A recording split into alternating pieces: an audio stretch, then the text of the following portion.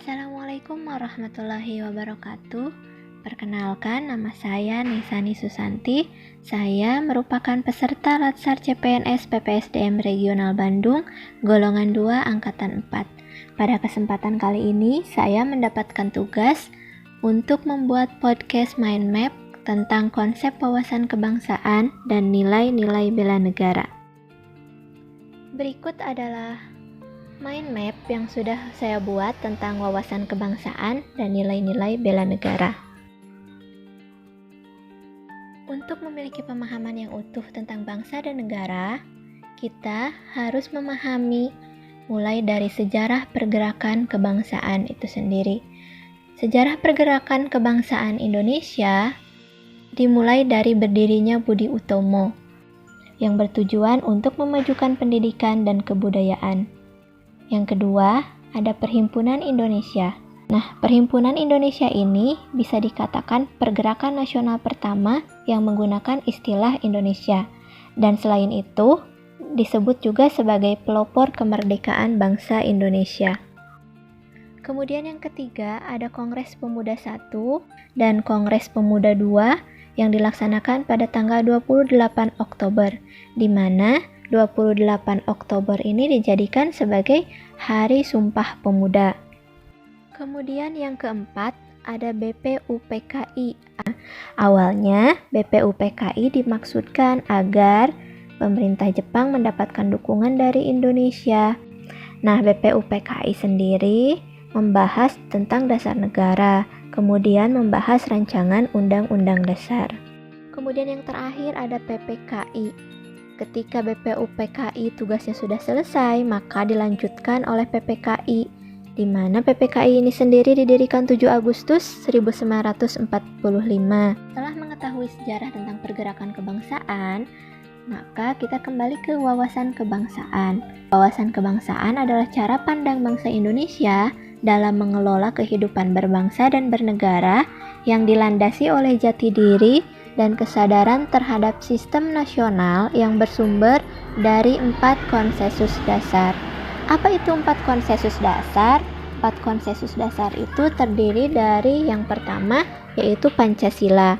Pancasila dijadikan sebagai dasar negara, di mana nilai-nilainya sendiri itu didapat dari bangsa itu sendiri, yaitu bangsa Indonesia. Nilai-nilai bangsa Indonesia itu dijadikan sebagai dasar falsafah Indonesia, yaitu Pancasila.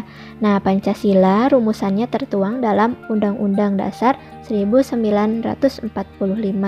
Undang-Undang Dasar 1945 ini dibentuk tujuannya untuk membatasi kekuasaan pemerintah karena Indonesia merupakan negara hukum. Kemudian yang ketiga ada NKRI, Negara Kesatuan Republik Indonesia. Tujuan NKRI seperti yang tercantum dalam pembukaan Undang-Undang Dasar 1945 yaitu untuk melindungi segenap bangsa dan seluruh tumpah darah Indonesia, memajukan kesejahteraan umum, mencerdaskan kehidupan bangsa, dan ikut melaksanakan ketertiban dunia yang berdasarkan kemerdekaan, perdamaian abadi, dan keadilan sosial.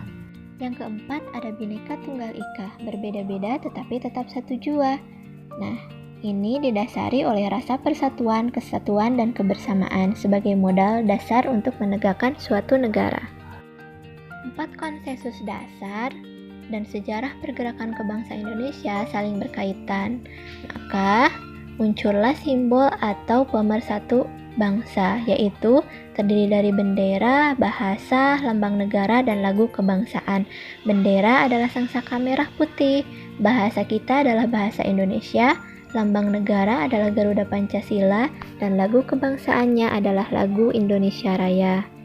Nah, dari wawasan kebangsaan yang didasari 4 konsensus dasar serta pengetahuan tentang sejarah pergerakan kebangsaan, maka muncullah sikap bela negara.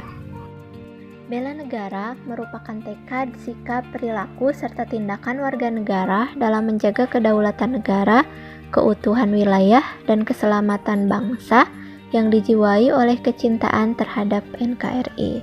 Siapa yang harus membela negara? Yang harus membela negara yaitu seluruh warga negara Indonesia, karena ada dasar hukumnya di Undang-Undang Dasar Negara Republik Indonesia pasal 27 ayat 3, yang isinya setiap warga negara berhak dan wajib ikut serta dalam upaya bela negara. Kemudian apa yang harus dibela? Yaitu negara yang berlandaskan 4 konsensus dasar tadi. Mengapa harus dibela?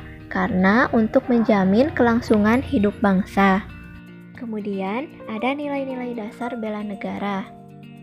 Yang pertama, cinta tanah air. Indikatornya yaitu menjaga nama baik bangsa dan negara, serta bangga menggunakan hasil produk Indonesia.